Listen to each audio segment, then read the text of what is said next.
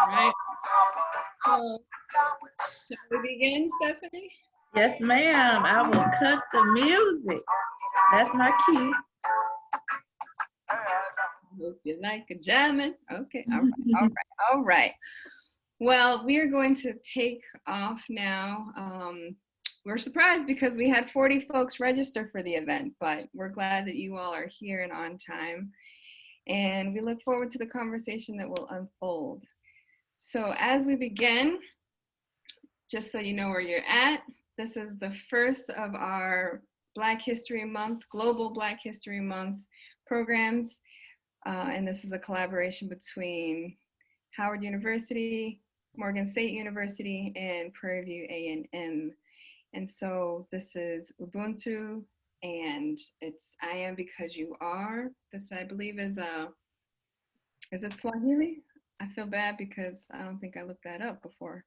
But this is an African proverb that speaks very well to the whole energy that we have put into this presentation, into the series, and that we hope to share with all of you in the audience. So we're going to be looking at the experience of Black history around the world. As you heard, this session will be recorded, and we will be taking screenshots throughout just so we can capture the moment. And my name is Marina Montgomery. I'm the Assistant Director for Study Abroad, and I am joined by two of my favorite colleague friends here, and I'll have them introduce themselves. Stephanie, do you want to go next? Sure, no problem. Hello, everyone. My name is Stephanie Tilley, and I work at Prairie View A&M University in Prairie View, Texas. And I see one of my colleagues is here, so I'm going to shout out to Marcus. We are representing Hill. Hi, everyone. My name is Marissa Gray, and I'm the Director of Study Abroad at Morgan State University. It's an honor to be here and to share with you this series that we have. We've been working in partnership for quite some time now, and it has only been nothing but fun, rewarding fun. And so here we are, celebrating Black History Month and sharing with you guys. So for each of our presentation or each of our events, programs, we like to think of learning objectives that will guide the discussion.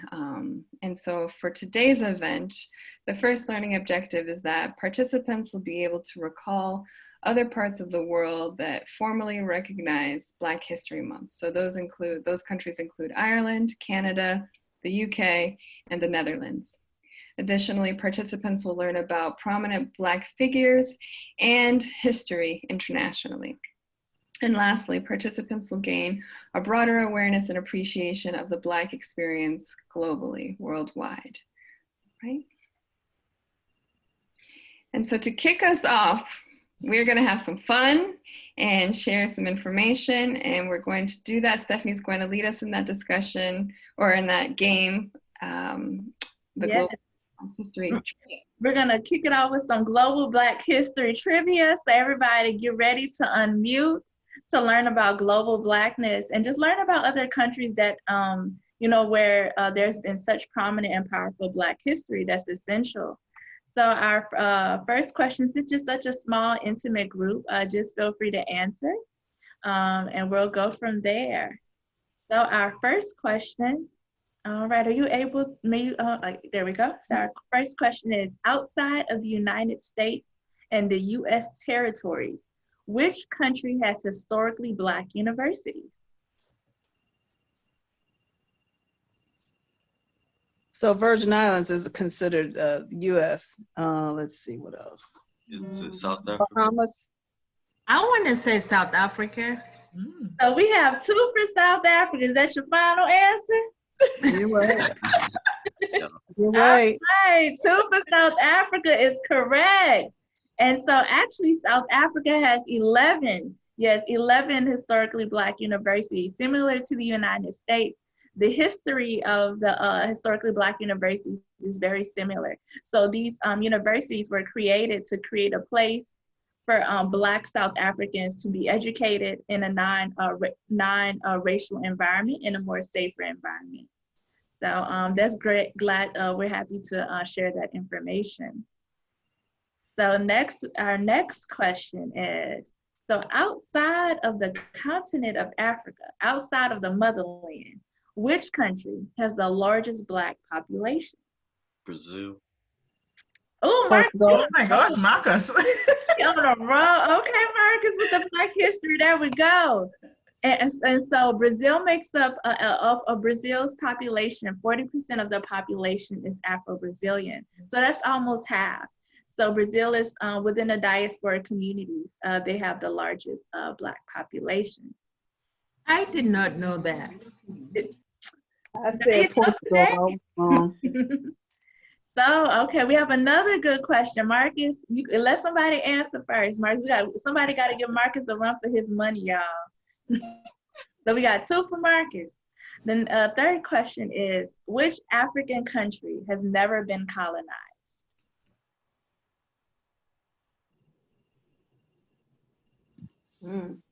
Stacy, you look like you may know. What you think, Gwen? I was guessing Kenya. I don't know. Everybody, sorry I'm late. Oh, it's no problem, Stacy. We got Kenya from Stacy. What you think, Mercy? Marcus, you want to give it another shot? Go for a home runner? Ethiopia. 3 for Marcus, y'all. Come on, ladies. Yeah, you're right about that. Yep. Yep. Ethiopia. Marcus must have studied his Right. history. He knows his history. He does. Come on, Marcus. There we go. So yes, Ethiopia is the only African country that has been colonized. All right, y'all. So next, we're gonna give you a little hint. We're going to Central Latin America. So which country is home to Celia Cruz, the queen of salsa and Latin music? Colombia? Guessing. Who said that? I said Colombia. I don't know. I'm guessing. So we got Colombia from Gwen. Anybody else? Brazil. We got Brazil from Mercy. Portugal. Portugal. Who said Portugal? Agatha. I said Ethiopia also. Oh, Agatha, and congratulations, Agatha, on Ethiopia. One more time, ladies. Unfortunately, none of those countries are right, but I'll give you another clue, a context clue. It's in Central America. So instead of looking at all of the Americas, we're gonna go down to Central, to America, to Latin America. I mean, not Latin America, the Caribbean. So it's in that area. Cuba. Cuba. Yes, Cuba. Woo, woo, woo. 1 for Stacy. So that's where she's from. That's her home, Cuba. All right, next question. Okay. This one is a tough one, but I believe in y'all. Which country in the diaspora had its first Black president? Is it America? No, ma'am. It's on the continent of Africa. Oh. That's y'all's clue.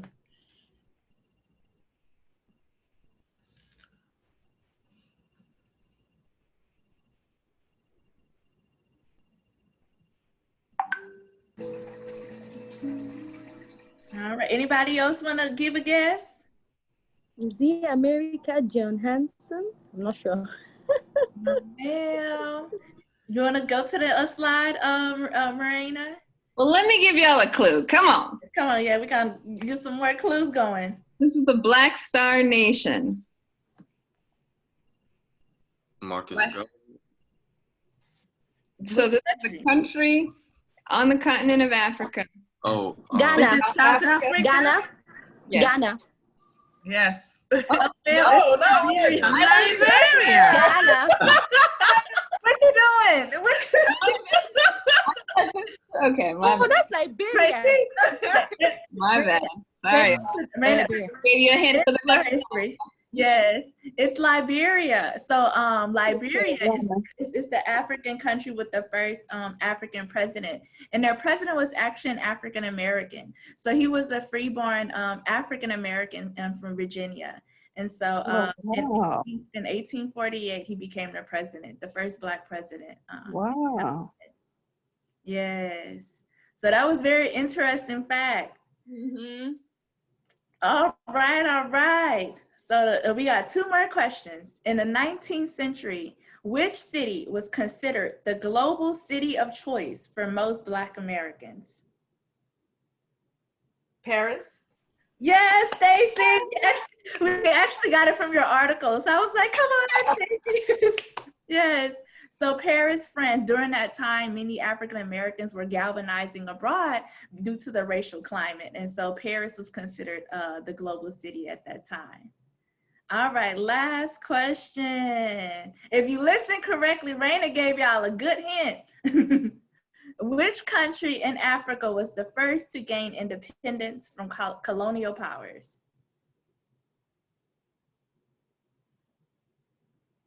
Marcus, where you want to go? What's your dream? Nigeria. Close, not Nigeria. I think someone said it. I said Nigeria. No, not Nigeria. It's in West Africa. It's close to Nigeria. Ghana. Yes, Ghana. All right, so that concludes our global Black trivia. I hope y'all learned some insight today and some fun facts and interesting and very profound facts about global Blackness. Excellent. Thank you. You're welcome. So now we're going to lead Thank you. a visual, hopefully, a visual portion of this. And Marissa, please. Okay. What's going on? Okay. All right. So we're actually going to showcase some countries that actually celebrate Black history during this month of February. It's not only the US, but we have the UK, we have Ireland, we have Canada, the Netherlands, and am I missing any more? I think we're good to go. So here we have some video clips where we can learn more of how they celebrate their Blackness and celebrate the history of Africans in each of these countries.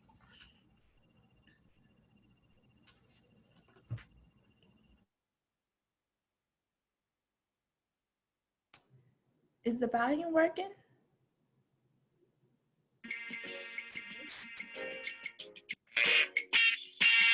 I'm Irish, but I don't go home to Ireland very often. Whenever anybody asks where I'm from, I say I'm Irish. The idea of the exhibition, it's not about the colour of our skin, it's about our Irish heritage. The idea of the exhibition is I'm Irish.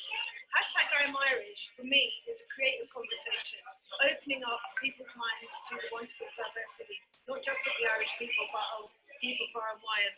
Good evening, everyone. My name is Gary Young. I'm the Director of Arts here at the London Irish Centre. This Irish Centre has been at the centre of an Irish community in London for over 60 years. All kinds of Irish communities, all kinds of Irish identities, all kinds of Irish heritage.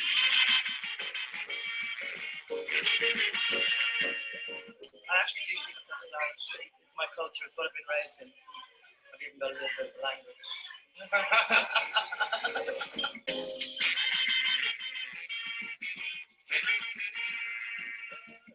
I think this is a great idea. It's the first time to see the Irish recognizing the ethnic diaspora. This project is about celebrating people who are mixed race. 20 portraits with the faces of 25 Irish people who are also Black. Constant question was, what are you? Who are you? What are you? You're not one of us. What are you? And this exhibition is an answer to that question. We're Irish. That's all you need to know. It's much more accepted today because they see the bigger ethnicity of ethnic people around. So it's not as impossible now as it would have been back in my day. This month, October, is celebrated as Black History Month. In my house, every day is celebrated as Black History Month. But this is what's in the mainstream. And I wanted to use this opportunity to be able to step forward as an Irish woman of colour and say, hey, I'm celebrating me.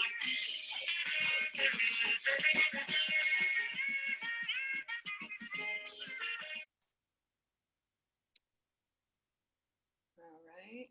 And then we have one more.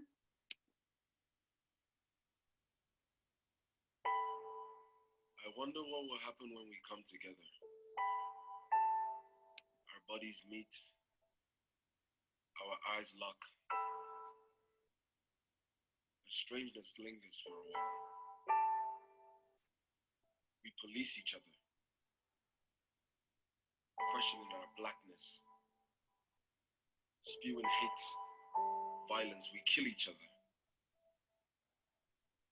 with no remorse. I wonder what will happen when we come together.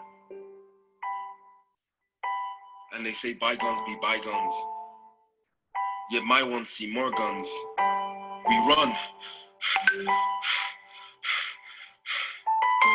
So run, and know that I will run with you. You, my child, are not alone. Dig deep into reservoirs, like our ancestors dug into boreholes. Drink, because my child, you are not alone.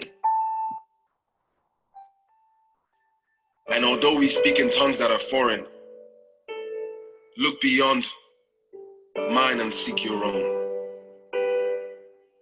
So one day we will come together and sing in tongues that pleases our soul. You, my child, are not alone. Your voice will be heard from wherever you speak. Speak with your chest, my child. Beat on your chest, my child. Beat. I know that the blood that runs through you runs deep. You are rooted like trees in a forest. Black, black forest, black. You are charcoal, black cleansing. You are cleansed, my child.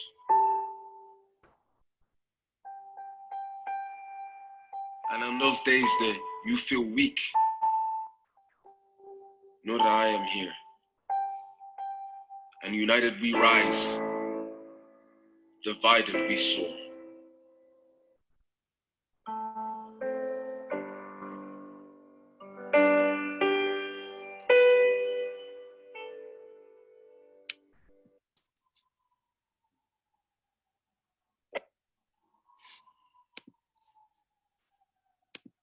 My name is Lorraine Ma. I'm from Carrick.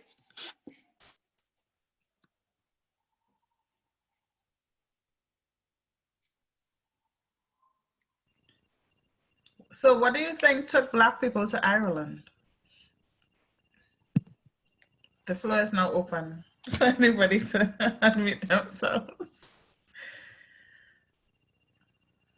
I just want to say how grateful I am to have seen that. In case those of you who don't know me, I'm currently trying to get a lot of people to go to Ireland right now. Trying to sell people of color on the idea of Ireland. So this was really, really helpful for me to see. And one thing I really want to do is to connect the students that will be going to Dublin with people of color in Ireland. But I'm still trying to learn about this. My understanding though is it's mainly folks from Africa who came a generation ago, and now their children who have been born in Ireland is the main demographic of people of color there. But I could very well be wrong. Okay. No, you're not wrong from what I've also researched as well. Mm-hmm. So I can share some of the pointers that Reina shared with us from her research. And it says that Black African people have lived in Ireland in small numbers since the 18th century. And they're actually mainly concentrated in major cities and towns like in Limerick, Cork, and Dublin.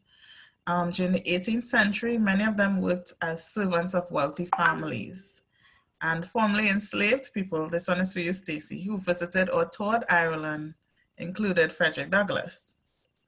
Due to the fact Ireland is Anglophone and the large amount of immigration between the United Kingdom and the Republic happened, the vast majority of people in Ireland are immigrants or descendants from Commonwealth countries in the Caribbean and Africa. Right. So is there anything from either video that you can relate to?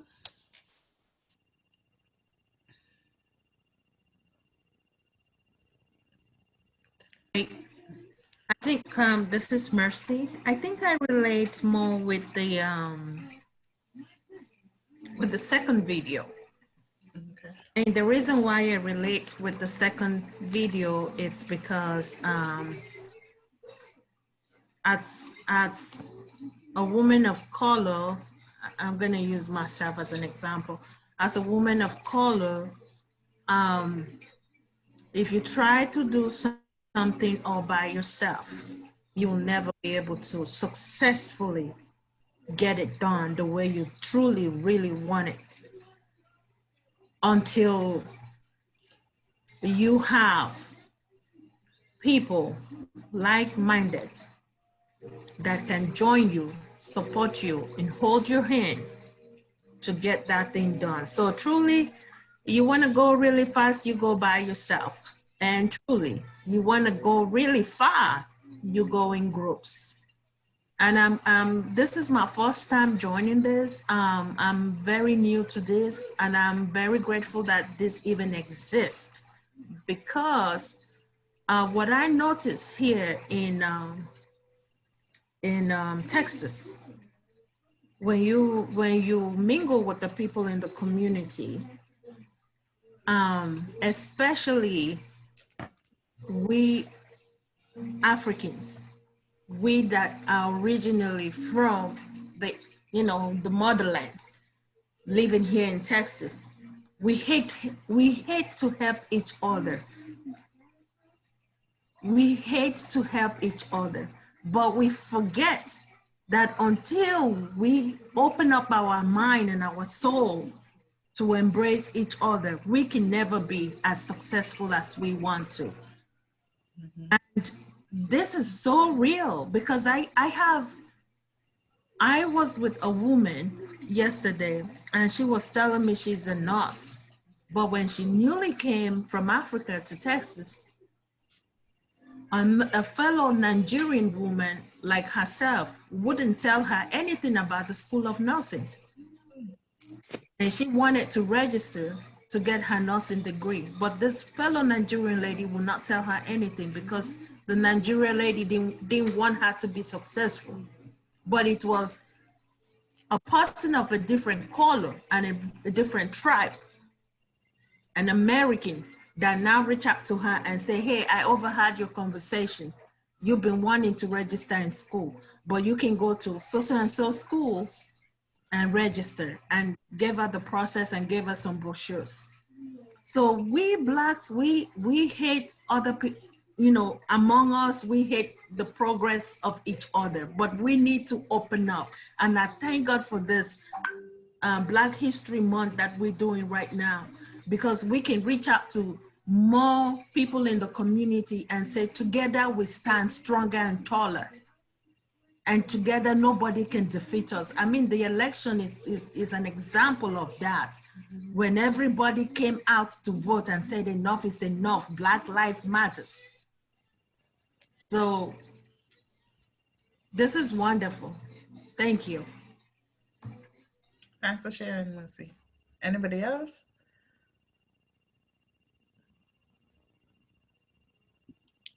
Okay. I'll just add real quick. I thought it was interesting, just to see all the different places that we are, like, on the planet. So just in my travels between Australia and Cuba and St. Thomas, places like that, where I wasn't expecting to see Black people, but I did, and it was refreshing. And so that's kind of the feeling that I got about Ireland, because I wouldn't expect to see, Black people who grew up and lived there, but I think it really, like, kind of puts into context, like, history and how people have migrated. That's it. One more thing. Oh, sorry, Marcus. No, that was it. Before we moved on from Ireland, I just wanted to say one thing I've learned is just how much the Irish revered Frederick Douglass, which I didn't know. There's a whole week called Douglas Week going on, the second week of February, full of events. They're trying to name streets after him in Cork. I mean, it's been really lovely to see. So something to recommend if you're interested in the topic. That is really neat. I visited Ireland to see a program for study abroad a few years ago, and it's interesting to see how Black folks migrate to cities, because the program took me to a smaller college town, Limerick, and there wasn't a whole lot of diversity in that area.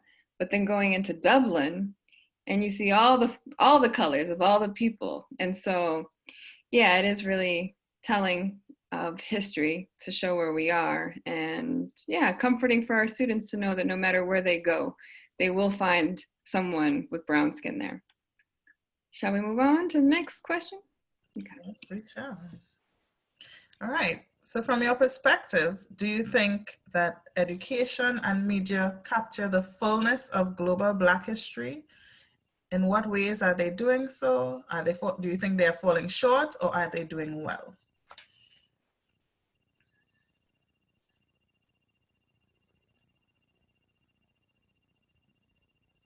Falling short. Oh.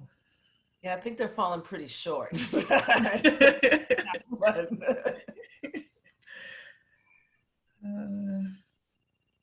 They don't capture enough of the Black history. Mm-hmm. They don't capture enough. And because the generation coming after us, if they don't know nothing about the Black history, they will never be able to celebrate the Black history like we do today. And so it's very important that from the grassroots, we're able to reach out to those kids and let them know, hey, this is your roots. You've got to celebrate it. Mm-hmm. Because I don't want to mention names, but there are people in high position that they will do everything in their power to eliminate the Black. They will do everything in their power to eliminate anything that has to do with even the history. And so, you know, it interests me to see that on ABC News Live, they till today, they were still showing the history about Martin Luther King Jr. and everything that transpired before his life was taken, you know. But other channels, they won't show that. They will not show that. They will not go into showing all that. They might just talk about it and that's it, and move on to the next segment. But yeah, the media is not doing enough to capture the, you know, the full global Black history. Mercy, I think those questions so difficult. So I couldn't get the answers. But I think Mercy raises a really important point in that even in the media that we are receiving around the experience and the contributions of Black people, it's relegated to a few of us. And so if you ask the average American if they know about anyone Black from the history, they'll only say Martin Luther King and Rosa Parks. Mm-hmm. Because those are the figures that are on rotation, as though those were the only ones that really contributed. So it's interesting. And I'm glad that you made that point. Also, what are your all's thoughts around Black horror and just how the media portrays us in a way that causes this anxiety and this tension within us, but isn't really portraying us in a way that celebrates all of the contributions that we've made. Anytime we see a Black film, we're always like positioning ourselves for the Black person to die or for something negative to happen. But yeah, but now the narrative is changing where Black producers are creating Black horror that allows for more expression around the Black experience, while at the same time kind of having a sci-fi effect that makes it I think, a little bit more palatable. I don't know. Do you all have thoughts on Black horror as just the way that the media is now trying to capture Blackness? That was okay. We can keep going now. I wish my sister was here though, because she actually did a blog on that very topic, but I'm too much of a scaredy cat. I can't watch. I'm right there with you, Stacey. Okay, well, I'm gonna go on to the next. Canada. Stephanie, are you gonna introduce this one? I was hoping to introduce the next one, if that's okay. Okay. Oh, please, Marissa. Yes. Okay, all right. So let's visit our neighbors who are further up north and probably colder than we are right now. And let's see what Canada brings to the table in terms of Black History Month.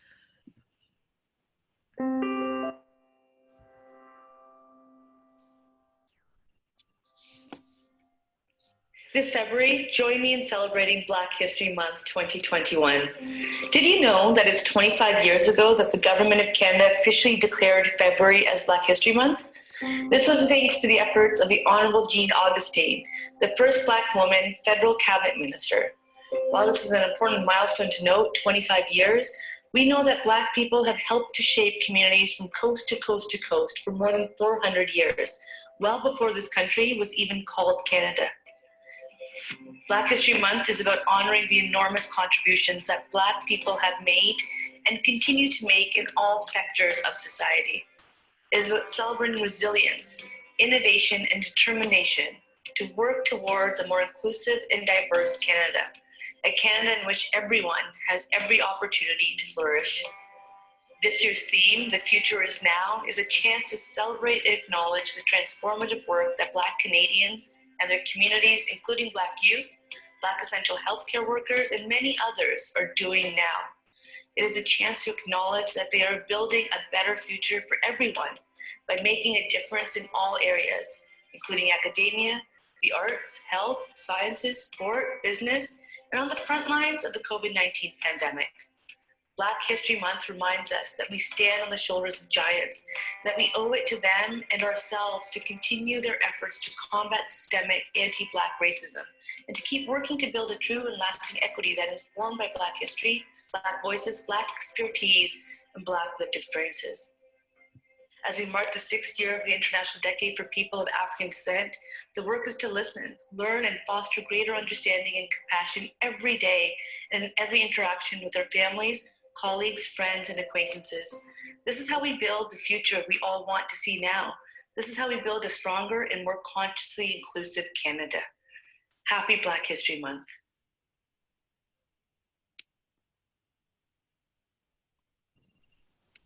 All right. My son, introduce yourself. Hi. My name is Prince John. Hello, Prince John. He was interested in what she was speaking about. Excellent. Not really. He came and stood there for a while. All right. So I'm gonna ask, do you see any similarities or differences between the US and Canada in terms of the Black experience? Or do you think they are? Or I still need an answer to the first question, actually. we got this. I don't know. Oh. The Caribbean or the Caribbean? I think the Canadians, they are more, I want to use the word warm towards the, the Blacks than the Americans. The level of, okay, excuse my French, the level of the hatred is not as bad as it is in America when you look at the Black and Canadians. I think they're more friendly there towards, people of color than in America. I would agree. Okay. And yes, Stacy, to answer your question, many of them came from the Caribbean. Thank you, Marcus. I heard you. What were your all's just general thoughts about that video? So the woman who was speaking, she's in their parliament. And do you have any just initial thoughts about how she presented the topic or anything of that nature? I thought it was interesting that they chose someone who didn't appear to be Black, at least, to do the narration. So obviously that was a deliberate choice. I didn't mind it though. I kind of like the idea that, yes, we should all know about this history. This isn't just for Black people.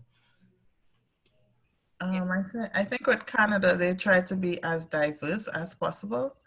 I think even in their government, they have the most diverse cabinet out of any country.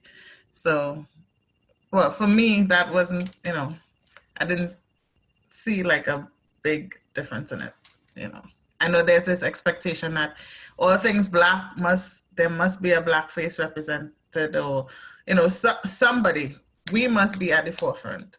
But for them, I don't think they see it that way. Diversity is way across the board, yeah. Arisa, you just said something that somebody told me yesterday. A lady said to me, if you go to a country, you don't see no Black people, just get out. Don't stay, leave. Oh my God. I agree with everyone's comments. I do think Canada has a warmth about it that shows solidarity, that shows unity, and to represent diversity. So we're gonna go to Latin America. Oh, never mind. Oops. we're gonna have another question, and then we're gonna go to the Latin America. I'm very excited about that video because when I was in undergrad, my minor was Latin American studies, and my specific area of study were Afro populations in Latin America. So very excited. But question for everyone, what lessons can we learn from the experiences of Black history makers? So what can we take away from our ancestors, our previous Black history makers, and current Black history makers of today? I'll say something. I think we should never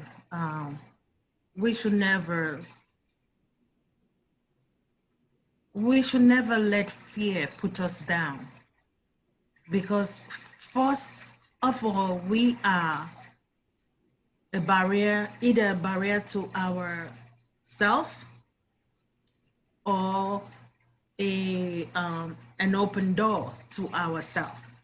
So we should never let fear put us down. We should never look at our skin color and say, you know what, I can go there. It's just for people that are, a different skin, not me. We should never allow, because people say, okay, you are the minority, then we don't want to apply for that job because minorities don't apply for jobs like that. Or a Black man or a Black woman cannot get that position. It's for only the whites, or it's for only people that are maybe classified as A class. The average man that is Black cannot have this position, cannot work here, cannot go to this college, cannot do this, cannot do that. So we should get that out of our head and pursue whatever our dream is. Whatever our dream is. I mean, this is what I want us to transfer to the younger generation, that nothing should keep them down, because sometimes we talk about the grassroots. They look at history and they said, oh my gosh, I don't want to go that far because history has, made it known that as a Black person, you cannot do this, you cannot do that. And then they stop at, they either stop at the college level and then they don't apply for the job they really want to because they're afraid to apply for that job. There is more to it, but hey. Thank you, Mercy, you are preaching. We can't let fear stifle us. And look at us, we are where we are because of the courage of our ancestors, those behind us, you know, the choices that they made, the barriers that they pushed through. And we owe it to not only ourselves, but the generations ahead of us to continue to be fearless and exemplifying that same courage. So thank you for saying that. I think that leads us to our next video. So we're gonna look at Black History Month and Black history in Latin America.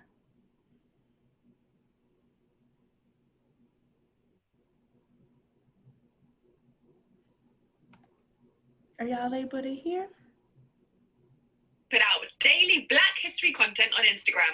So if you don't already follow us on Instagram, I'll pop the link in the video description. Now, as you may know, the month of February is Black History Month in the US and Canada.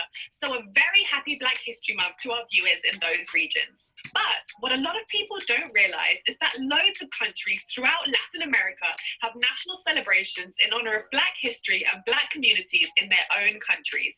I'll share a few with you now, and I also have on my channel Black history videos on most of the countries mentioned. So if you want a deeper dive, please do check those out and check the link in the description below. Without further ado, let's get stuck in. Freedom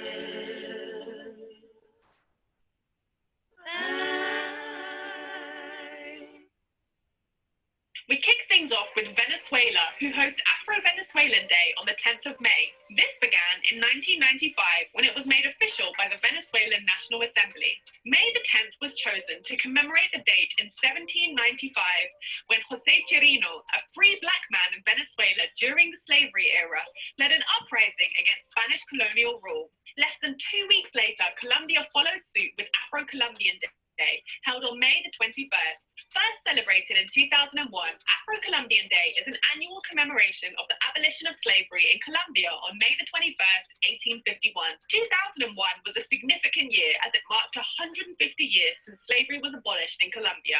May is clearly a busy month for the Afro-Latino community, as just a few days later, on May the 30th, Panama celebrates Black Ethnicity Day. This day pays homage to Panama's Afro-Antillean and African heritage communities. The date recognizes the day the Spanish king, Ferdinand VII, banned the importation of enslaved Africans to some of its colonies on May the 30th, 1820. Moving on now to one of my favorite countries in the world, Peru, where the Day of Afro-Peruvian Culture is hosted on the 4th of June every year. Why June the 4th? Because it was the birthday of the beloved Afro-Peruvian musician and activist, Nicomedes Santa Cruz. Together with his sister, Victoria Santa Cruz, Nicomedes pioneered the revival of the civil rights movement in Peru in the 1950s and 60s. We head north now to Costa Rica, where every year, on August the 31st to be exact, Costa Ricans celebrate Black People's Day. This dates back to the 1980s and evolved to become Black People in Afro-Costa Rican Culture Day. Fast forward to 2018, and a law was passed declaring August the month of the history of Afro-descendant peoples in Costa Rica. Just as Black History Month is kicking off in the UK on the other side of the world, Ecuador has a very special celebration of its own. In 1997, Afro-Ecuadorian communities organized the Afro-Ecuadorian Cultural Week in Quito, the capital city. That same year, the Ecuadorian National Congress declared October the 2nd to be the National Day of Black Ecuadorians. November is a busy month for the African diaspora in Latin America, starting with Argentina, which holds the National Day of Argentine Peoples and African Culture on November the 8th. This was established in 2013, and November the 8th commemorates the date of death of Maria Remedios del Valle, a legendary guerrilla fighter who fought in the Argentine War of Independence. The penultimate celebration we'll look at today is the Garifuna Settlement Day in Belize, held on the 19th of November every year. The Garifuna are an Afro-Indigenous ethnic group dispersed throughout Central and North America. They can be found in Honduras, Belize, Guatemala, the US, and many other countries. One of the biggest Garifuna communities resides in Belize, and Garifuna Settlement Day celebrates the settlement of the Garifuna people in Belize after being exiled from the Grenadines by the British. It was created by the Garifuna activist Thomas Vincent Ramos in 1941 and was declared a national holiday in 1977. Last but by no means least, we come to Brazil, the country with the biggest African diaspora community in the world, with over 100 million people of African descent. Since the 1960s, Brazilians have celebrated Black Consciousness Day. Although it was originally held on May the 13th, which was the date of the abolition of slavery in Brazil, it was moved to November the 20th to honor the death of Zumbi, an Afro-Brazilian resistance leader during the slavery era. That brings us to the end of what is by no means an exhaustive list. There are Black communities everywhere, and Black history is celebrated everywhere. I've made videos on Black history and communities in most of the countries mentioned and many more besides. So check out the links in the description as well as the other videos on my YouTube channel. If you like, you can also download.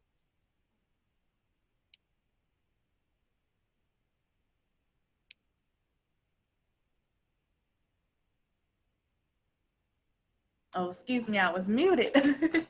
All right, so that leads us to several questions that we have. So as you can see, in most Latin American countries, there is a designated day to celebrate their Afro or Black population. So what do you think about having a designated day to celebrate Blackness versus a month? Do you think the time frame in which Blackness is recognized or honored, do you think that is enough?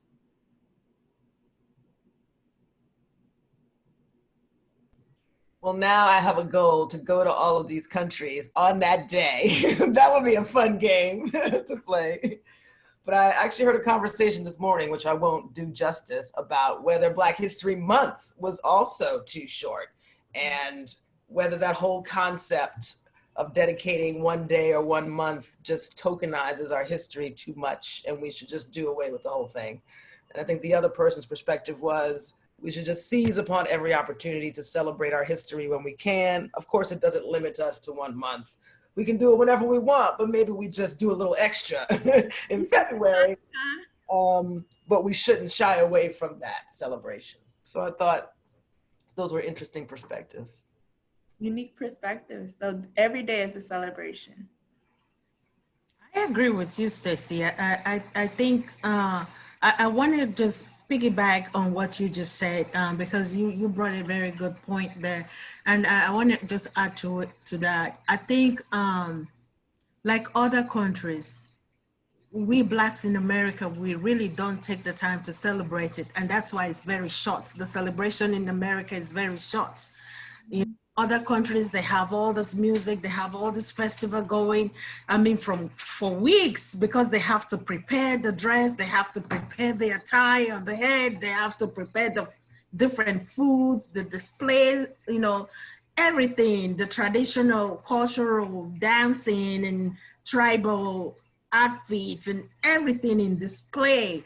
So it's not something that you just say, oh, this month is this, but tons of, or thousands or millions of people are still working because you have to work to pay your bills. So it's like, yeah, it's a, you know, Black History Month, but I gotta go to work, you know. But in these other countries, they don't go to work.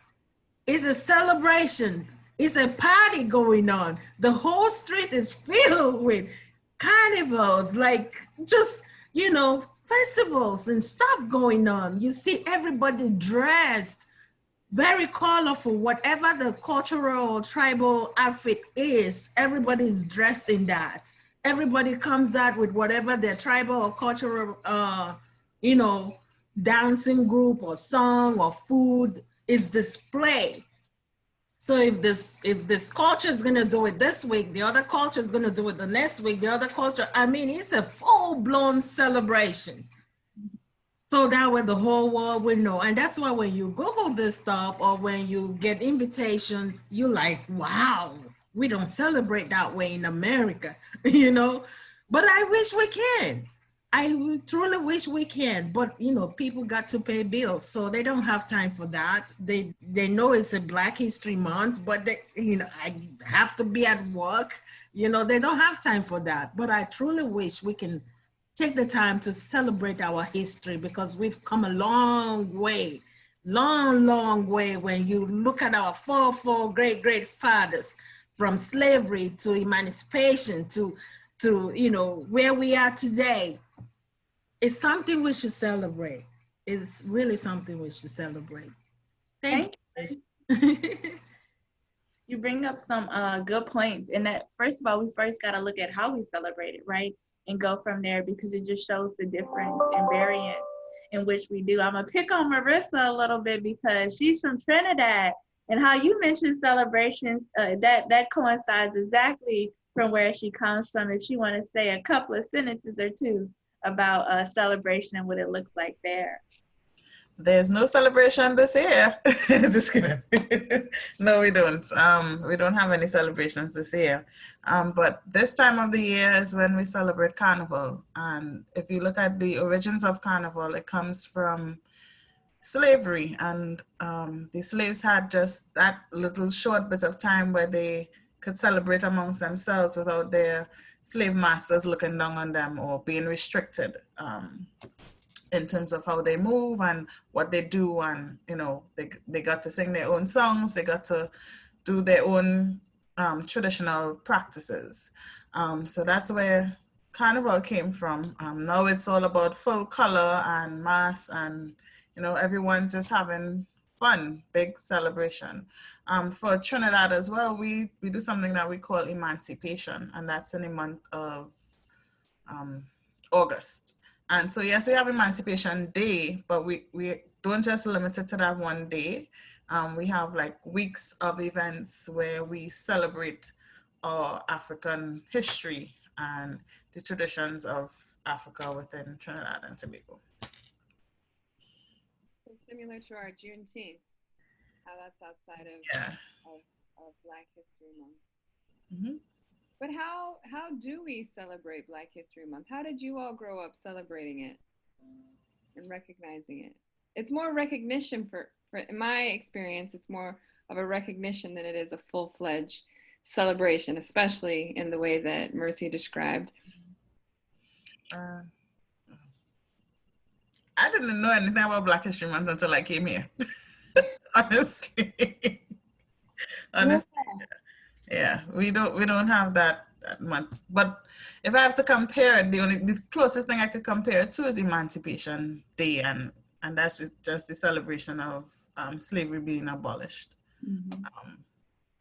I think the reason why you don't know, I didn't know until I came here to America, is because, but you know, back home we don't say Black History Month. You know, we don't say that. We don't say Black History Month. They have something else that they said, like she said, like Marissa said, emancipation, you know. So that's what you will grow up to know it, you know, but you don't know it as a Black History Month. In America, they want to make sure you are Black. So they put the Black history there because it's all about, you know, labeling people of color. So that's why it's called Black History. But how will the younger generation get to know that this is not just something very painful, very sorrowful? How will they come to celebrate that? So if it's not celebrated, how will the younger generation from the grassroots, I keep going back to the grassroots, because if they don't know, there will become a time where Black history is just something that you see on the news and you just keep moving. There is nothing to it. It has to be celebrated somehow. Right. For our younger generation to never forget that it is more than just a month of Black history. It is something to be celebrated. But Mercy touched on something there. I think we don't really do a big celebration about it because it's something that we learn about from small in school. It's something that we live with every day. We are aware of it. And so it's not just restricted to a particular time frame. It's celebrated every day. We are aware of it. We know about the history. We know about the contributions. And I think here is different because I think after Black History Month, it just goes away. Yeah, our history isn't taught very well, if at all, in the school system. So you're right. It is kind of like, this is the chance that we have as a country to recognize that there have been contributions, but every other day of the week within our structure, within our educational systems, we're not going to prioritize or really give a full voice to the experience of Black people here, or globally for that matter.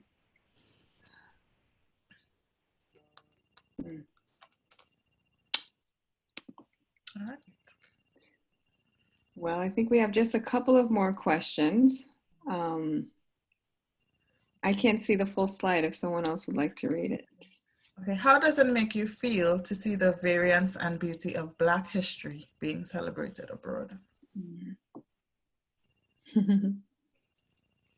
Feels good. Makes me feel proud. That's a beautiful question. Knew about that. So it makes me feel good. Thank you. It's empowering. Black is beautiful. Black is powerful. Black is royal. It is. And like Marcus said, it's refreshing, you know, to see us all over the world and to see our influence and the legacies we're doing. It changes your perspective of Blackness in general. Because I would say if you don't travel and you just stay in this one space, you'd have one view of what Blackness is. And it's going to be based on what the society that you're in feeds into you. So if you don't go out and explore and look into other cultures and other countries and what they're doing, you won't have that true full experience. Mm-hmm. Yeah. And just to an earlier point that you made, Mercy, about the differences between the celebration of Black History Month in the US, whereas on the continent, it's Emancipation Day. I mean, that's the difference in the history, obviously, would lend itself to that. And we were going to show a video around the discussion about Black culture and the celebration of Black culture within the context of the continent, but then also just in the context of spaces that are dominated by Black folks. And it's just a very different discussion to have around the meaning and the importance of being intentional about recognizing the value of Black folks' contribution when it's in the context of a space where Black folks have been marginalized versus a country where Black folks are just the dominant culture. But it's important that we know about it all and that we celebrate each other, celebrate all of our histories and all of our cultures, because just like we started with, we're better together than we are apart. And I think that's overall what we all need to continue to hold as truth, so that we're not, as you also said, Mercy, pulling each other down or stopping one another from elevating in society. Let me get off the soapbox. Other thoughts on this? Stay on that soapbox. No, we've got more questions. Okay, so how does Black history help to tell the story of what it means to be an American? And how have African Americans enriched the story?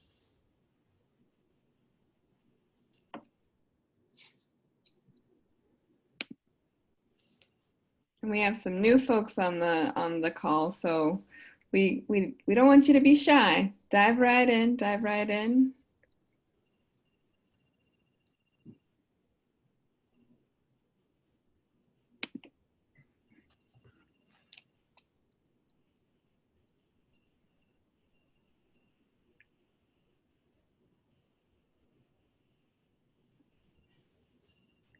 I know, and I'm sure all of us know who have been outside of the US, that when people think about the US, they often think of Black culture, even if they don't give us the credit or recognize that it has stemmed from us.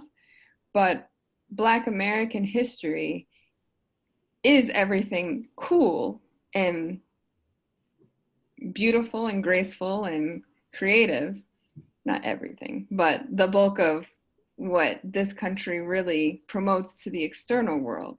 So yeah, I mean, for me, that's just what has enriched the whole history of the US. Otherwise, there would just be a lot of other stories about American history that are rooted in more of a Eurocentric way of living, a Western-minded way of living, which aren't the same. Like the way we show up and do things as people of color, as people from African descent, it's just a totally different vibe. And so I think that's what folks recognize when, without even recognizing it's us, but when they do recognize the positive things coming out of the US, a lot of it is rooted in Black culture. Hello everyone. Hello. My name is Kathy, and I would say Black history, it helps to tell the story of what it means to be an American, mainly because it really shows a group of people who are still yearning for the idea of what America was supposed to be, what the United States was supposed to be, as opposed to a group of people who are very settled in what it is now. It just kind of shows that there are still people who back then and now who still want the idea of freedom to be available for all people, as opposed to some people, and that people are still willing to fight for those things that this country stood for in the first place. As opposed, like I said, as opposed to the other group where, you know, like Caucasians or people who have it pretty comfortable in this country, where they don't, it's not a constant fight unless you're poor, then you can join in on the fight. But if you are living a very comfortable life here in the United States, the chances of you wanting to fight for certain things that this country stood for in the beginning are not as high. So that's what it helps me to remember.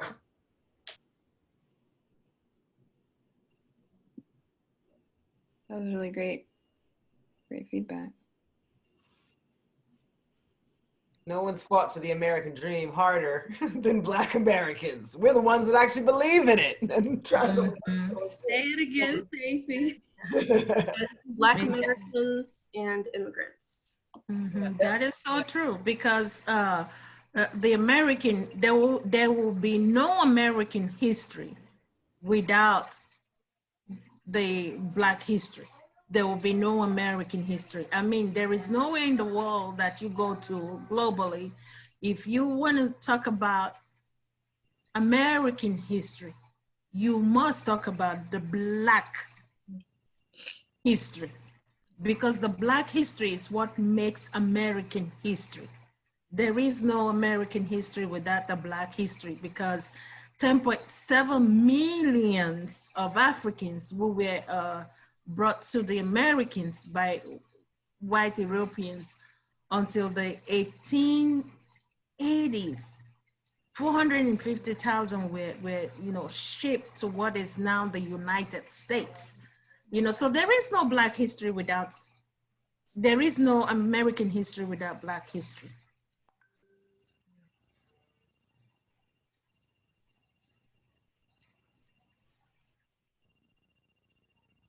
Good.